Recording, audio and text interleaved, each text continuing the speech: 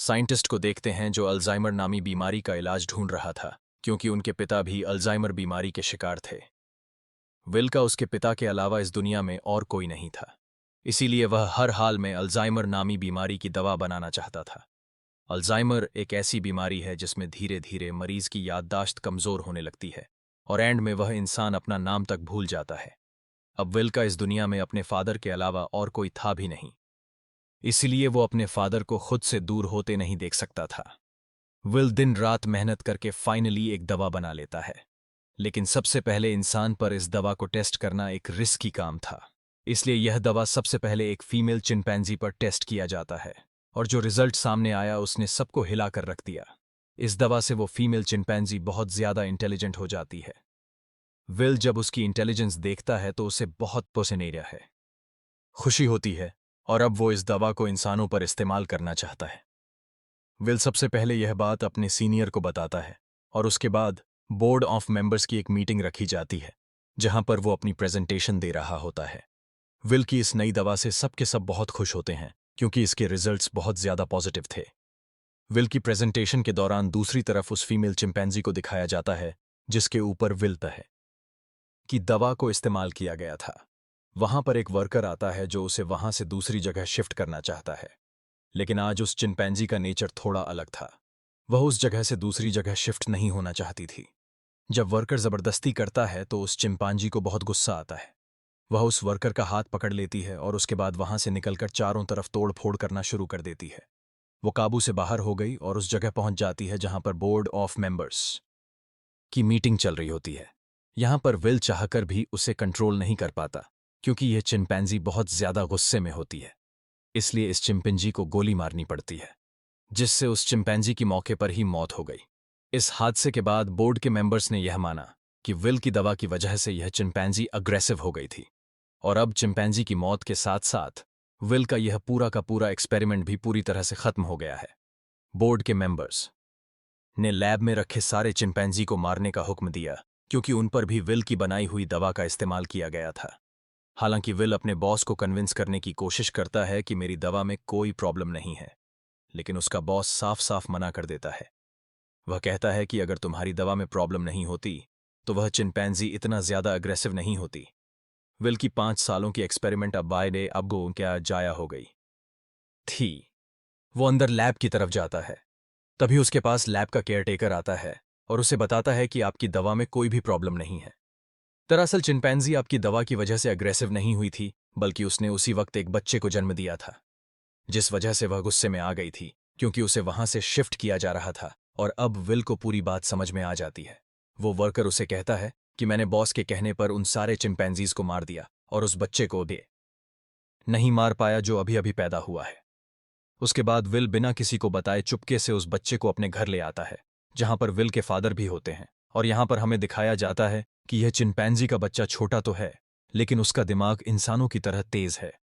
बहुत जल्दी वह विल के पिता से घुल मिल जाता है और विल के पिता उसे नाम देते हैं सीजर। धीरे धीरे 3 साल बीत जाते हैं और अब वह चिंपांजी का बच्चा जिसका नाम सीजर है, वह बहुत ज्यादा स्मार्ट हो चुका है। वह पढ़ सकता है, गेम्स खेलता है और बिल्कुल इंसानों की तरह हर एक काम को करता है। बस वह सिर्फ एक चीज नहीं कर सकता, और वो है इंसानों की तरह बोलना। पर वो इंसानों की बातचीत को अच्छी तरह से समझ सकता है। वहीं विल के पिता को दिखाया जाता है जिनकी अल्जाइमर बीमारी की वजह से दिमागी हालत काफी ज्यादा खराब हो चुकी है, यहां तक कि उनकी नर्स भी उनका ध्यान रखने से मना कर देती है। वो विल से कहती है कि तुम्हारे पिता को अब हॉस्पिटल की जरूरत है, घर पर उनका टेक केयर नहीं किया जा सकता। विल अपने पिता की हालत देखकर उसे बहुत दुख होता है, और अगले दिन जब वो लैब में जाता है तो चुपके से उस दवा को लेकर आता है जो उसने सीजर की मॉम को और बाकी चिंपैंजीज को दी थी, और यह दफा उसने स्पेशली अपने पिता के अल्जाइमर बीमारी के लिए बनाई थी। वो जानता था कि उसके पिता का बचना अब नामुमकिन है, इसलिए वो यह रिस्क लेता है और अपने पिता को अल्जाइमर की वो दवा इंजेक्ट कर देता है। विल के पिता पहले इंसान होते हैं जिनके ऊपर इस अल्जाइमर की दवा को यूज किया जाता है। विल रात भर सो नहीं पाता, क्योंकि उसे डर लगता है कि कहीं उसके पिता को कुछ हो ना जाए। और अगली सुबह विल देखता है कि उसके पिता पियानो बजा रहे हैं। वो पूरी तरह से ठीक हो चुके हैं। विल यह देखकर बहुत खुश होता है, यानी उसकी दवा ने उसके पिता को पूरी तरह से ठीक कर दिया है। वहीं हमें सीजर को दिखाया जाता है जो खिड़की से कुछ बच्चों को साइकिल चलाते हुए देखता है। सीजर का भी मन करता है कि वो भी उन बच्चों की तरह साइकिल चलाए, इसीलिए वह पड़ोस के घर में चला जाता है। पर इस घर का मालिक बहुत ही खड़ूस इंसान था। वो सीजर को देख लेता है। अब वो सीजर को मारने के लिए बेसबॉल का बैट उठाकर उस पर हमला कर देता है, लेकिन उससे पहले कि वो उसे बुरी तरह से मारता, यहां पर विल और उसके पिता सीजर को बचा लेते हैं। विल पड़ोसी को समझाने की सौह दे रहे हैं। कोशिश करता है कि यह सिर्फ खेलने की कोशिश कर रहा था, इससे तुम्हें कोई खतरा नहीं है। पड़ोसी कहता है कि यह मेरे बच्चों को नुकसान पहुंचा सकता है, और अगर यह बंदर का बच्चा दोबारा यहां पर आया तो मैं इसे मार दूंगा। यहां पर सीजर के पैर पर चोट लग गई होती है, इसलिए विल उसे डॉक्टर कैरोलिन के पास ले जाता है, और जब कैरोलिन उसका इलाज करती है तो उसे पता चलता है कि यह बहुत ज्यादा इंटेलिजेंट है, क्योंकि सीजर विल से किया है इशारों में बात कर रहा होता है। जल्द ही विल और डॉक्टर कैरोलिन की आपस में दोस्ती हो जाती है। कैरोलिन को सीजर बहुत पसंद आ जाता है, इसलिए वो विल के घर आना शुरू कर देती है, जहां उसे पता चलता है कि सीजर हमेशा घर पर रहता है, उसे बाहर नहीं ले जाया जाता, इसीलिए सीजर हमेशा खिड़की से बाहर देखता रहता है। कैरोलिन विल से कहती है कि हमें उसे बाहर ले जाना चाहिए। विल को यह आइडिया पसंद आया और अगले दिन विल और बह कैरोलिन सीजर को पास के एक जंगल में ले गए जिसका नाम रेडवुड है। वह खूबसूरत जंगल सीजर के लिए किसी जन्नत से कम नहीं था। सीजर को यह जगह बहुत पसंद आई और इसी तरह से 2 साल और बीत जाते हैं। अब विल और कैरोलिन एक दूसरे के साथ रिलेशनशिप में आ चुके हैं। सीजर भी अब बड़ा हो चुका है और यह लोग हमेशा उस जंगल में आते हैं। एक दिन जब यह लोग रेडवुड जंगल में होते हैं तो वहां एक फैमिली आती है जिनके पास एक डॉग होता है जिसके गले में पट्टा बांधा गया होता है। वह डॉग सीजर पर भौंकने लग जाता है, जिसे देखकर सीजर बहुत ज्यादा मायूस हो जाता है। सीजर इसलिए मायूस नहीं होता कि डॉग ने उस पर भौंका, बल्कि वो डॉग के गले में पट्टा देख लेता है, और पट्टा तो उसके गले में भी विल ने बांधा था। वह विल से इशारे में पूछता है, क्या मैं तुम्हारा कोई पालतू जानवर हूं? जिस पर विल जवाब देता है, नहीं, तुम पालतू नहीं हो, तुम मेरे बेटे हो। पर सीजर अब समझदार हो चुका था। वह अपने बारे में जानना चाहता था कि वो कौन सा रैद है और कहां से आया है। इसलिए विल सीजर को अपनी लैब के बाहर ले जाता है और बताता है कि तुम्हारी मॉम यहां पर थी। हमने उसके ऊपर एक दवा का इस्तेमाल किया था और उसी दवा की वजह से आज तुम इतने ज्यादा इंटेलिजेंट हो। अब सीजर को अपने बारे में सब कुछ पता चल चुका है। इसके बाद यह लोग घर आते हैं, जहां पर विल के पिता को दिखाया जाता है, जिनकी अल्जाइमर बीमारी अब वापस पहले जैसी हो चुकी है। वो चम्मच के उल्टे तरफ से खाना खाने लगा। विल समझ गया कि अब इस दवा ने उसके पिता के दिमाग पर असर करना छोड़ दिया है। इस बात से विल बहुत परेशान होता है, और जब विल काम पर गया होता है तो विल के पिता का गाड़ी चलाने का मूड हो जाता है, लेकिन अल्जाइमर बीमारी की वजह से वह भूल चुके होते हैं कि गाड़ी को ड्राइव कैसे किया जाता है। जब वह कार स्टार्ट करता है तो उसे कार कंट्रोल नहीं हो पाती, इसलिए वो सीधा जाकर अपने पड़ोसी की गाड़ी को टक्कर मार देता है। पड़ोसी जब यह सब कुछ देखता है तो वह जल्दी से बाहर आ जाता है। यह वही पड़ोसी है जिसने कुछ साल पहले सीजर को मारा था, और अब वह विल के पिता को कॉलर से पकड़कर गाड़ी से बाहर निकालता है, उन्हें मारने लगता है। तभी अचानक खिड़की से सीजर की नजर उन पर पड़ती है, और जब वह देखता है कि उनका पड़ोसी विल के पिता को मार रहा है तो वह अपने आप को कंट्रोल नहीं कर पाता। वो बाहर आता है और उस पर हमला कर देता है। सीजर इतना गुस्से में आ गया होता है कि वह उस पड़ोसी की उंगली काट लेता है, जिसके बाद उनका पड़ोसी विल के चिंपैंजी सीजर पर कोर्ट में केस करता है। इसीलिए कोर्ट यह फैसला करती है कि अब सीजर को घर पर नहीं रखा जा सकता। तब यहां एनिमल कंट्रोल टीम आती है और वह सीजर को उस जगह ले जाते हैं जहां पर और भी चिंपैंजीज रहते हैं। सीजर को लगा कि वो यहां घूमने के लिए आया है, इसलिए वह एक्टिविटी हॉल को देखकर खुश था, लेकिन उसे पता नहीं था कि अब वो यहां हमेशा के लिए कैद रहने वाला है। सीजर जब विल को यहां से जाते देखता है तो वो उसके पास दौड़ कर आता है, लेकिन अब सीजर उस जगह में कैद हो चुका था। सीजर विल के पास आया और शीशे के दूसरी ओर से इशारे करने लगा कि मुझे भी अपने साथ ले चलो, लेकिन विल मजबूर है और वह कहता है कि तुम्हें अब यहीं पर रहना होगा। इस बात से सीजर को बहुत दुख होता है और विल उसे यहीं पर छोड़कर चला जाता है। दूसरी तरफ विल के पिता को दिखाया जाता है, जो एक बार फिर पूरी तरह से अल्जाइमर के शिकार हो चुके बेचारे हैं, और विल अब पहले से भी ज्यादा स्ट्रॉन्ग दवा बनाएगा ताकि वह अपने पिता की बीमारी को हमेशा के लिए ठीक कर दे। विल यह बात अपने बॉस को बताता है कि वह दवा जो मैंने पहले बनाई थी, मैंने अपने पिता के ऊपर इस्तेमाल की थी, वह पूरी तरह से ठीक हो गए थे, लेकिन ज्यादा वक्त तक नहीं। अब वह दोबारा से कमजोर हो रहे हैं, इसलिए अब मैं पहले से भी ज्यादा स्ट्रॉन्ग दवा बनाना चाहता हूं। तो उसका बॉस उसे इजाजत दे देता है। दूसरी तरफ सीजर को दिखाया जाता है जो पग्यवाते डोने है। बहुत ही ज्यादा उदास था। उसे उम्मीद थी कि जल्द विल आकर उसे घर ले जाएगा। वो सामने की दीवार पर चौक से एक ड्राइंग बनाता है जो कि उस खिड़की का नक्शा था जिससे वह अपने घर से बाहर देखा करता था। वो अपने घर को बहुत ज्यादा मिस कर रहा था। इधर विल दिन रात कड़ी मेहनत के बाद वह दवा बना लेता है। अब इस दवा को एक चिंपैंजी पर यूज करने की तैयारी की जाती है, और जब दवा को उसकी बॉडी में इंजेक्ट किया जा रहा होता है तभी प्रेशर की वजह से एक पाइप निकल जाता है। वहां पर उनका एक वर्कर होता है जिसका नाम फ्रैंकलिन है। दवा की कुछ गैस उसकी नाक के अंदर चली जाती है क्योंकि उसने मास्क नहीं पहना होता। हालांकि उस वक्त उस पर गैस का कोई असर नहीं पड़ता और यह लोग उस चिंपैंजी के बॉडी में दवा इंजेक्ट कर लेते हैं, जिसके बाद वो चिंपैंजी बहुत ज्यादा इंटेलिजेंट हो जाता है। यानी कि उनकी यह दवा भी कामयाब हो गई। जिसके बाद विल और कैरोलिन सीजर से मिलने जाते हैं, जिसे बहुत ही छोटे पिंजरे के अंदर कैद किया गया होता है। यहां पर सीजर के हाथ में चोट भी लगी होती है, जिससे विल को बहुत गुस्सा आता है और वहां के गार्ड्स को धमकी देता है कि अगर तुमने इसके साथ कोई भी गलत सलूक किया तो मैं तुम्हारे इस जगह को बंद करवा दूंगा। विल के आने से सीजर बहुत खुश था क्योंकि वह समझ रहा था कि विल आज उसे घर वापस ले जाएगा। लेकिन विल उसे कहता है कि जब तक कोर्ट मुझे इजाजत नहीं देती मैं तुम्हें घर वापस नहीं ले जा सकता। जिसके बाद विल यहां से चला जाता है और सीजर बहुत ज्यादा उदास हो जाता है। उसे घर की बहुत याद आती है। यहां उसे गंदा खाना और जेल का स्टाफ उसके साथ बहुत बुरा सलूक करते हैं। जब विल अपने घर जाता है तो देखता है कि उसके पिता की हालत बहुत ज्यादा खराब है। वो उन्हें दवा देना चाहता है, पर विल के पिता मना कर देते हैं। वह कहते हैं कि अब मेरा वक्त आ चुका है, और उसके बाद विल के पिता की डेथ हो जाती है। विल अपने पिता की डेथ से पूरी तरह से टूट जाता है और अब सीजर के अलावा उसका कोई भी है नहीं है। वह उसे अपना बेटा मानता है, इसलिए वो बहुत सारे पैसे लेकर उस जगह जाता है जहां पर सीजर को कैद किया गया है।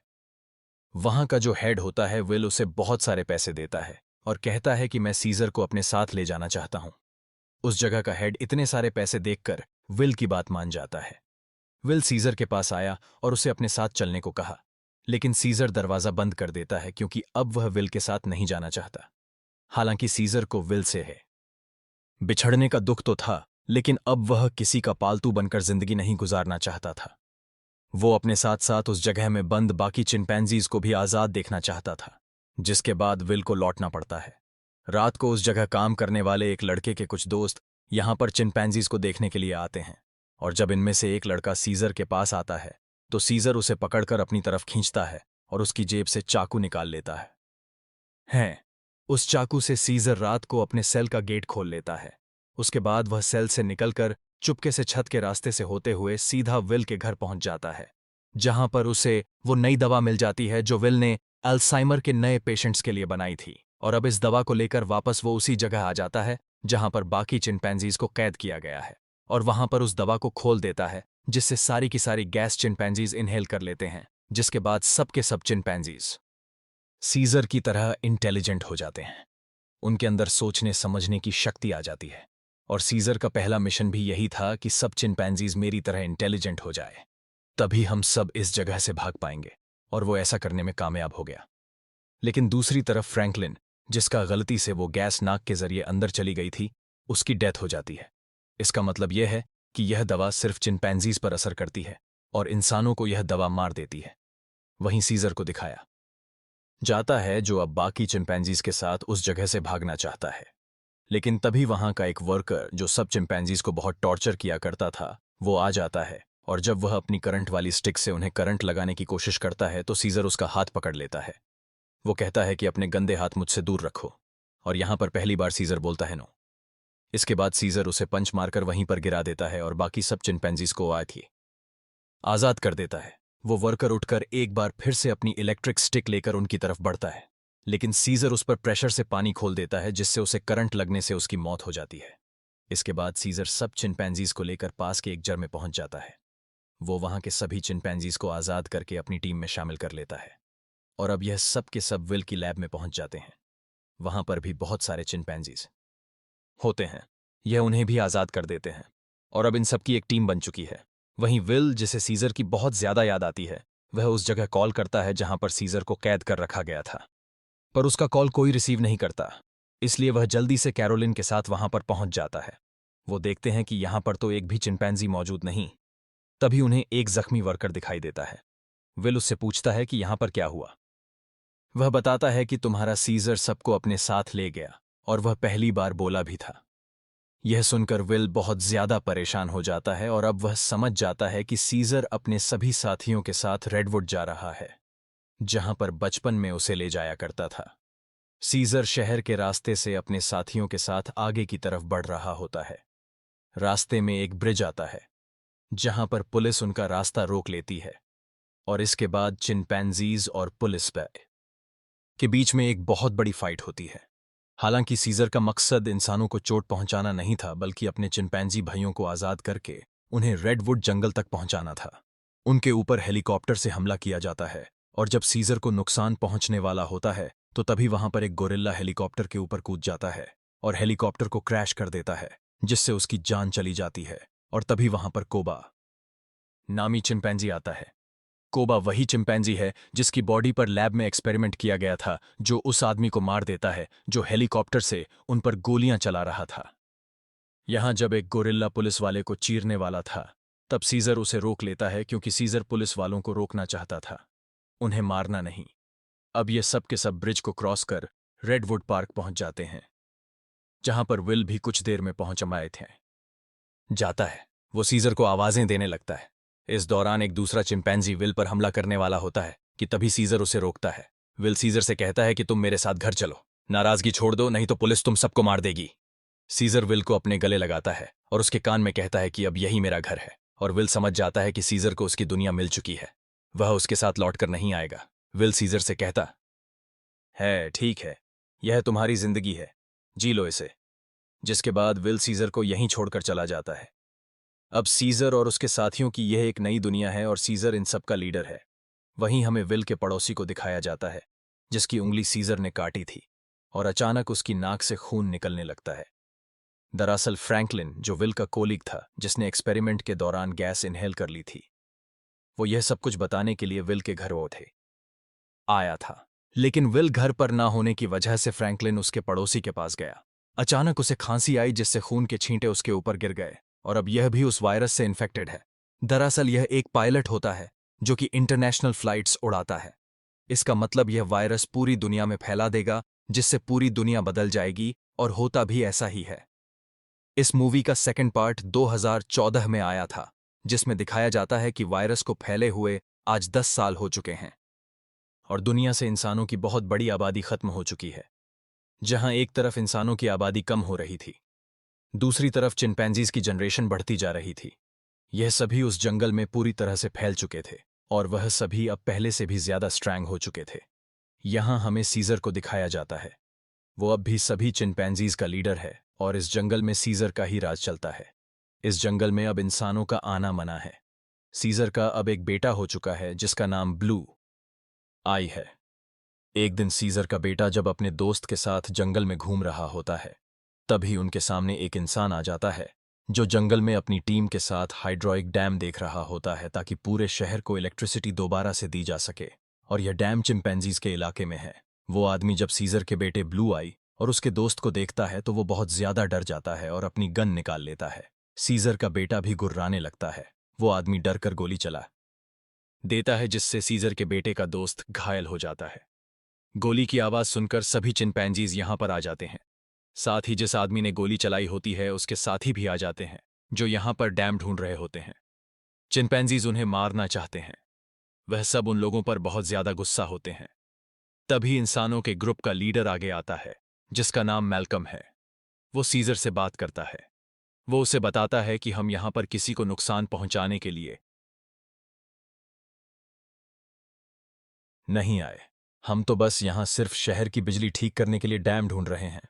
सीजर उसे कहता है, चलो ठीक है, इस बार तुम आ गए, लेकिन दोबारा यहां पर मत आना, तुम सब यहां से चले जाओ।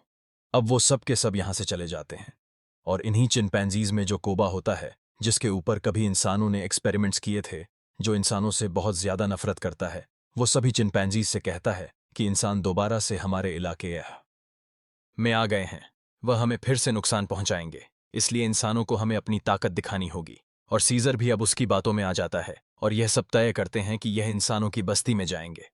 और अब सीजर अपने घोड़े पर बैठकर सबके आगे होता है। उसके साथ सभी चिंपैंजीज इंसानों के इलाके में जाते हैं। यहां पर दिखाया जाता है कि जो पहले रोशनियों से चमकने वाला एक खूबसूरत शहर हुआ करता था, अब वह पूरी तरह से वीरान हो चुका है। यहां पर टेक्नोलॉजी और बहुत सारी चीजें अब पूरी तरह से खत्म हो चुकी हैं।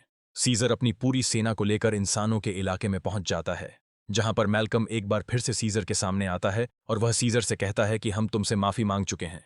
सीजर कहता है कि आज के बाद अगर हमारे इलाके में कोई भी आया में तो हम उसे मार देंगे। हम युद्ध नहीं चाहते, लेकिन अगर इंसानों ने दोबारा हमारे इलाके में आने की कोशिश की तो हम किसी को नहीं छोड़ेंगे। यहां पर कोबा भी होता है। कोबा चाहता है कि वो इंसानों से युद्ध लड़े, लेकिन सीजर इंसानों को वार्निंग देकर यहां से पूरी सेना के साथ निकल जाता है। वहीं मैल्कम को दिखाया जाता है, जो बहुत ज्यादा परेशान होता है, क्योंकि जिस जगह में यह लोग रह रहे थे वहां पर बिजली नहीं थी और बैठे है। उनका पावर प्लांट खास उसी जगह में था जहां पर चिंपंजीज का इलाका था। वहां पर जाना मतलब अपनी मौत को दावत देना है, लेकिन सारी जिंदगी यह लोग बिना इलेक्ट्रिसिटी के तो नहीं रह सकते थे, इसलिए उन्हें हर हाल में वहां पर जाकर बिजली ठीक करनी थी। मैल्कम अपने सीनियर से कहता है कि हमें एक बार सीजर से बात करके देखना चाहिए, क्या पता वो हमारी तकलीफ को समझ ले। जिसके बाद मैल्कम अपनी फैमिली और एक ग्रुप लेकर वहां टाइने जंगल के बाहर पहुंच जाता है। मैल्कम जब सीजर को अपनी सारी सिचुएशन बताता है तो सीजर समझ जाता है, क्योंकि वो इंसानों के साथ रह चुका है। उसे पता है कि इलेक्ट्रिसिटी का मतलब क्या है और इंसानों के लिए वो कितनी जरूरी है। सीजर कहता है, ठीक है, तुम लोग अंदर आ सकते हो, मगर एक शर्त पर तुम्हें सारे हथियार हमारे हवाले करने होंगे। मैल्कम मान जाता है और अब अपनी टीम के साथ वह उस जगह पहुंच जाता है जहां पर पावर प्लांट है, और इसके बाद यह लोग तय है वहां पर काम करना शुरू कर देते हैं। मैल्कम की वाइफ और उसका बेटा चिंपैंजीज के बच्चों से बहुत जल्दी घुल मिल जाते हैं, और जब ये लोग पावर प्लांट पर काम कर रहे होते हैं तभी एक चिंपैंजी को वहां पर छुपी हुई एक गन मिलती है, और वो गन सीधा वो लेकर जाता है सीजर के पास। और जब सीजर को पता चलता है कि इंसान अपने साथ छुपाकर यहां पर गन लाए